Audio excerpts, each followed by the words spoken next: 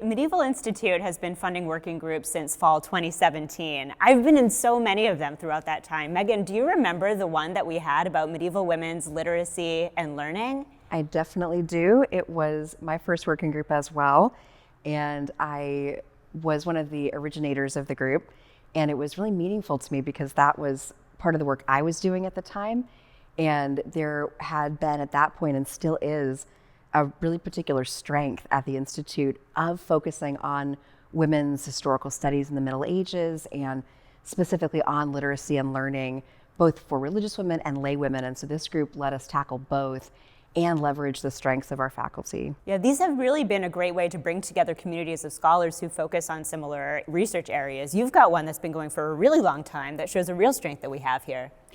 Yes, so I'm involved in the Religion and Pluralism group. It has religion in the title, but actually it is much broader. It's more about bringing together all people studying the Mediterranean from different cultural angles.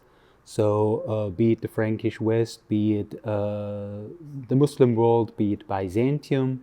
And so it's a great opportunity to exchange views from people working on different aspects of the Mediterranean, talking about methodological issues, talking about new sources. And so, yes, we had the opportunity to exchange views with both people from Europe, here in the United States, and have great discussions. You've got one that also brings in a lot of people from Europe. Yeah, we're consistently an international group, and as our members meet and work on projects together, we have people from the Netherlands and from Mexico, and we have some longevity to our membership.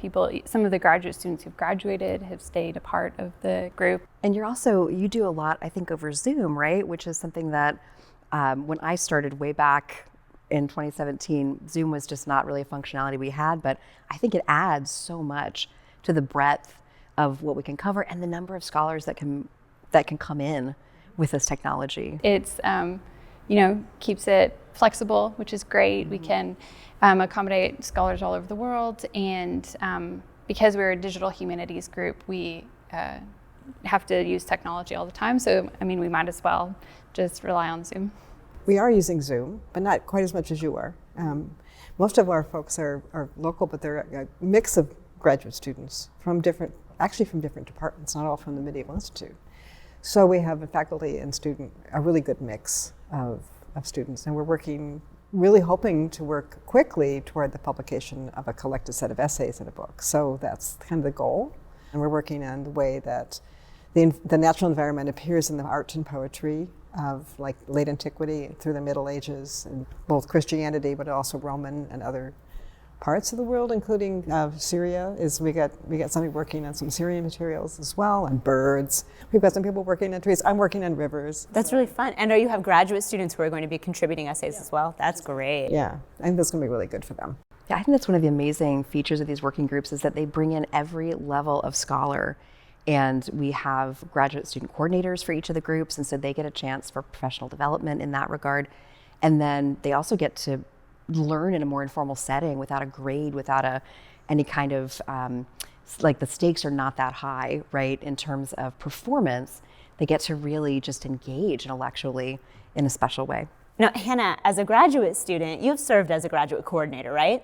Yeah, for I think this might be my 5th year, and it's a really great opportunity. You, first of all, get a stipend, which is nice, and it is nice. And it also gives you a lot of practice learning, organization skills for this kind of thing, and some helpful administrative tasks that Megan will really often help teach you. And I think it's just another way that the working groups really are these graduate student fueled projects. Yeah, I would say this is a very important aspect. Younger scholars have the opportunity to make their first presentations of papers they prepare for conferences or publications they want to have their first draft discussed. And so it's a sort of very informal way to meet, to discuss, exchange views. And so and yeah, give them some guidelines, some direction in order to proceed.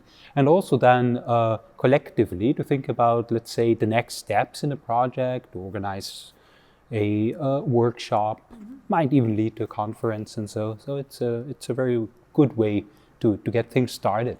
I'm in a new working group this semester too. We've just had a couple meetings, and it's been a really fantastic opportunity now, even though I've been in working groups for a few years, to get to know a new set of faculty from other departments, new graduate students and other programs that I wouldn't have had the opportunity to really get to know this way otherwise. I am really looking forward to seeing where the Medieval Institute working groups are going to go in the coming years.